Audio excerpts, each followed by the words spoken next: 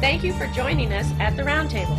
Brought to you by Community Education Arts, a nonprofit organization based in Noblesville, Indiana. I'm Alice Cavanis-Gober, president of CEArts. And I'm Sarah E. Morin, secretary of CEArts. Let's sit down at the Roundtable.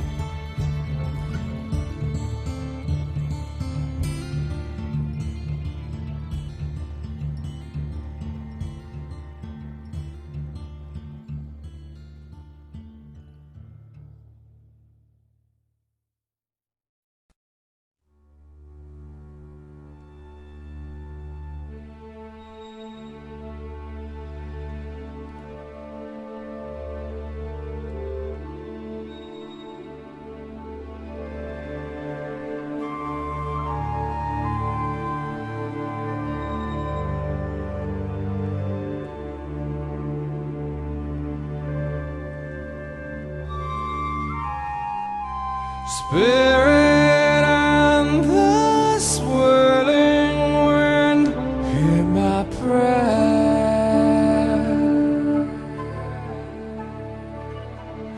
Breathe the life on waters, fire, earth and air.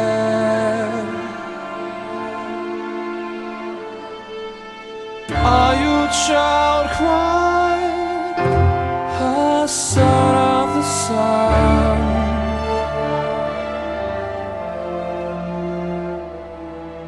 spirit and the stones and weeds and the deer beneath.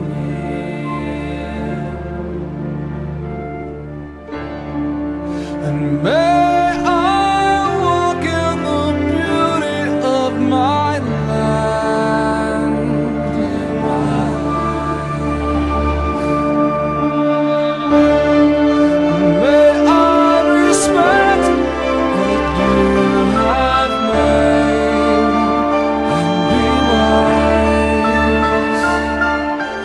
Let me learn from the thunder born in the sky.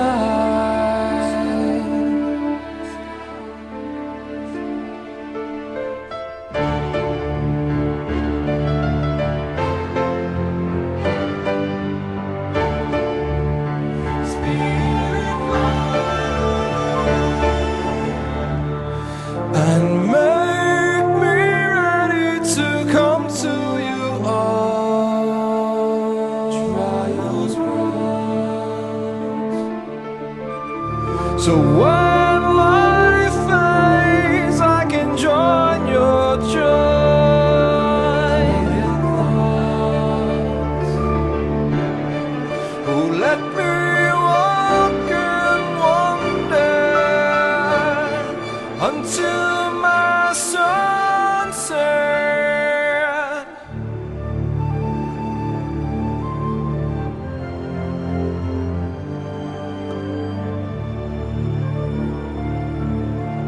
My sunset red.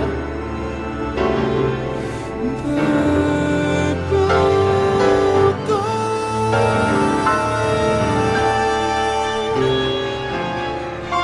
Hear my breath, spirit, as I raise my voice. Hear my breath, spirit, as I raise my voice. Up to your ears in the clouds.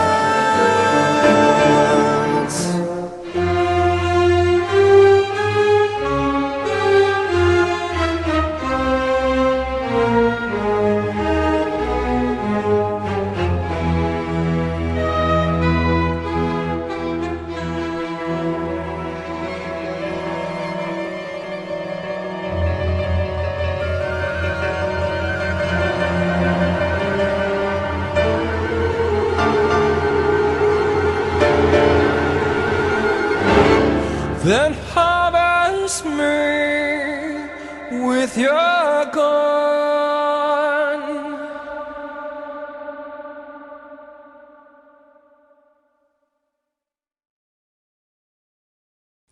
That was Prayer to the Wind from the opera Love Ted, composed by A. Paul Johnson, who is our guest today. Let's get right back to our discussion with A. Paul. I wanted to ask you because two things I don't want us to not talk about. One is Love Ted, and the other Mhm. is you sort of mentioned something about creative, was it workshops, talks, Mhm. teachings? So that intrigues me because as we've talked, I kept thinking to myself, this guy needs to be teaching. He needs to be passing this wisdom on in, seminars or something. So you pick which of those two things you want to talk about first, and then we'll just keep talking. Uh, let's talk about Love Ted because Okay, good. that was a kind of a fascinating journey. Okay. And I'll give you the gory details from the ground up. My second Okay. wife, Carol, who was so instrumental in the Apollo project, and it was my kind of long marriage in that we were together almost 20 years, and she was a very creative person too, an actress, and did lyrics for a lot of my songs, and of course worked with the company. She was the voice of Apollo project. We had a radio station. She did the announcements and a lot of the advertising for us, and but she awoke one night, I think it was in maybe the mid 90s, just terrified and shaking and screaming. Oh dear. Oh no. And of course, awoke me immediately. And first thing came to my mind was, nightmare, nightmare, nightmare. And, can I wake her up or calm her down or whatever? And she just fought and fought for the longest time. And when it finally started to subside, I said, what in the world happened? I'd never heard her have a nightmare like that before. And she said Ted Bundy was sitting on top of her with a knife getting ready to murder her. Oh my God. And she was literally fighting for her life. Oh, bless her heart. So, Women's nightmare of a certain age, women of a certain age, that is a valid, I know that feeling. That's a okay, scary, yeah. I mean, I can relate to, I'm 58 years old. Ted Bundy was in my lifetime. Uh, yep. per permanently made me scared of being a woman out there in the world. And boy, raising my daughter was like, always carry your car keys with the keys poking out of your knuckles, and I mean, just everything. So I get it. I get that. That's terrifying. Yeah. I didn't understand it, but Yeah. she was now obsessed Hmm. with Ted Bundy. And like I say, she'd been writing a lot of librettos and lyrics for my songs. And she Hmm. said, we need to write some kind of musical dramatic setting about Ted Bundy. And Wow. she did an immense amount of research, read the books. We got to be friends with Anne Rule, Oh, who wrote The wow. Yeah. Stranger Uh-huh. Beside Me. Uh-huh. And her concern was, she said, as long as you guys don't have Ted Bundy in tights dancing across the stage, she said that I can't stomach. And but I had a hard time warming up to the idea. I Yeah, I just, can. Well, yeah. I mean, I get you that. know, It's hard to. but I stayed with it because it Mhm. was helping her, I think, expel that fear. We even went out to Seattle Mm. and Lake Sammamish and those areas where Ted's career started, Mhm. and we walked those Oh places. my gosh. Actually walked, around the house where he lived and the houses of the women he abducted. We had lunch in the places where he ate, Oh my. to try to absorb what, It's immersive. yeah, might have been to create this. And she kept sending me, lyrics and libretto things, and it was terrible. Hmm. And she was a good writer, but this was terrible. And I said, it's just not clicking in. Hmm. So I used to go down to Argentina and conduct a little chamber orchestra down there for about, I guess, 3 or 4 years in a row. And sometimes we'd record with them. And so I took a couple of the better ideas. The focus was on the women, Hmm. because what Carol was identifying was that terror. Right. And you don't want to in any way seem to be celebrating a serial rapist murderer. I mean, that's just not, Right. So he, Ted became, yeah. It should be uh, about the I want women. I want to say, an ancillary character, Hmm. and it was about them and how all of their creativity and beauty and ambitions just Yeah. got destroyed, Right. with one fell swoop of the sword. Right. So I wrote three arias for the show, and I think we're going to listen to one, two for Mm-hmm. sopranos and one for tenor. Mm-hmm. And we did them live in South America, and then we recorded them, and I brought them back, and uh, you know, associates who would listen to them and say, "Oh, hi, those are beautiful. Where are they from?" I said, "Well, they're from an opera that never happened." They said, "Oh, you got to write the opera. What's it about?" And I would tell them, and they would say, "You Huh? got to write it. Yeah. You have Oh got to yeah. write that Oh opera." yeah. So after about 10 years of Wow. hearing, "You got to write that opera. You got to write that opera," um, uh, I had a dream again, dreamed the whole thing from beginning to end, Oh my gosh. and got up that next morning and started composing. And within 6 months, the opera was done. That is incredible. And what I tried to do, a lot of art is allegorical. The reality is going to fade, but the mythology Mm-hmm. that grows out of that reality can stay with us for generations and generations. Sure. So around these four women who we see their lives start to blossom and then get cut short are two characters. One is, and the prayer to the wind is from this sort of shaman, Mm-hmm. earth spirit character who talks about the trauma that's going into the entire planet, that's Mm-hmm. actually going into the earth from these dastardly deeds. And then, of course, you have Ted, who is the perpetrator of these dastardly deeds with no other reason to do them except he can do them. The Right. typical psychopath. Yeah.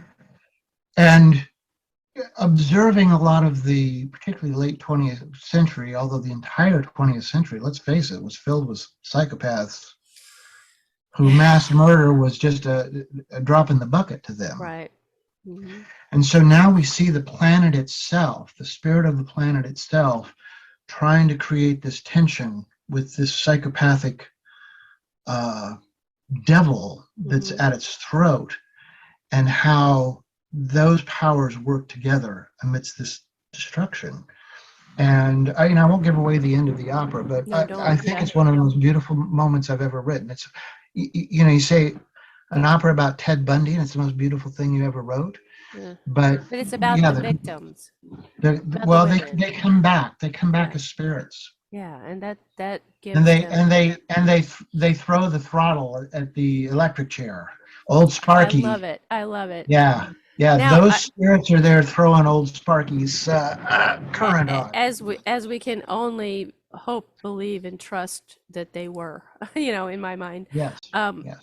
just a technical question, not technical, but a specific question. I know the vocals in there are amazing. Can you give me the names? I'll probably edit this little ask out, but Yeah, I just want to make that's sure I actually have the. Kirk. That's Kirk McLeod. And if anyone's ever heard Seven Nations, the Celtic rock band, Yep. he's their lead singer. Okay.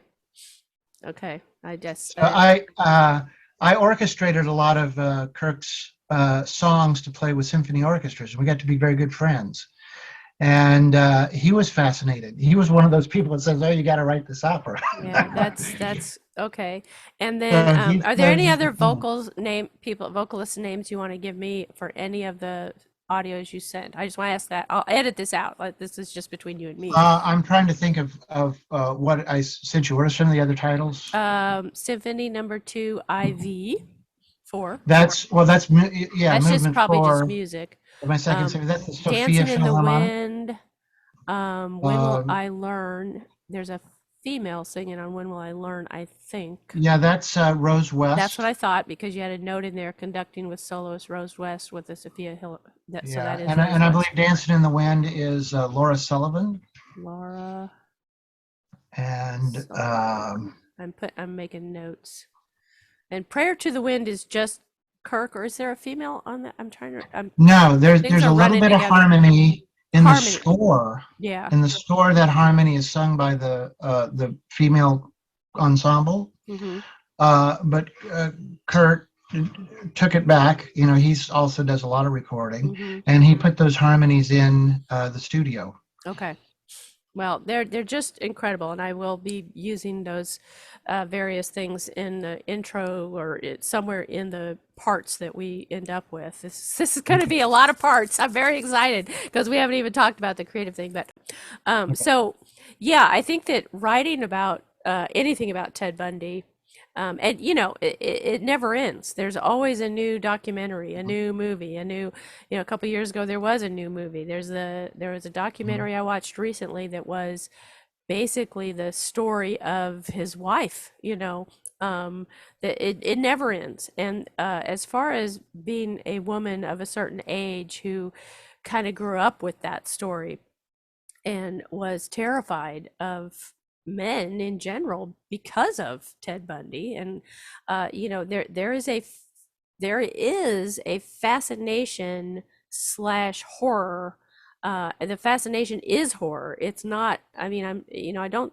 I know there are some women out there who become pen pals and romantic and interests with serial killers. I'm not one of them, but I think for most women, it's a cautionary tale kind of fascination. It's this fear fascination of what could happen, and healing out of abusive or bad, horrible situations that you either experience yourself or you almost virtually experience with a Ted Bundy type situation, right? In the culture is a huge, wonderful part of artistic creativity. And I personally And I'll sometimes edit it all is this out, but I personally thank you for doing what I was you going to say, did. just since we're off the book here, just getting. Yeah, How are you doing, Maestro? I just had no idea this was going to last this long. I know. Oh, I'm really sorry.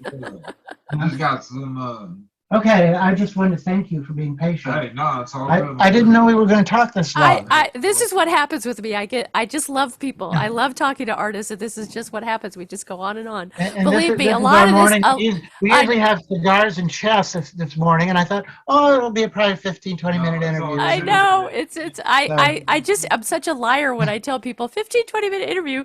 Sometimes that is the end product, but it's yeah. never. I mean, I think recording wise, I've always gone at least 40 minutes. We've gone well beyond that, and I don't care. But I'm happy to. Join us next time as we continue our conversation with composer A. Paul Johnson. This has been At the Round Table with Alice And Sarah E. of Community Education Arts. Our nonprofit organization is based in Noblesville, Indiana. You can find us online at CEArts.org. We'd like to thank James Weston for writing our intro music and for his technical savvy. Join us next time At the Round Table.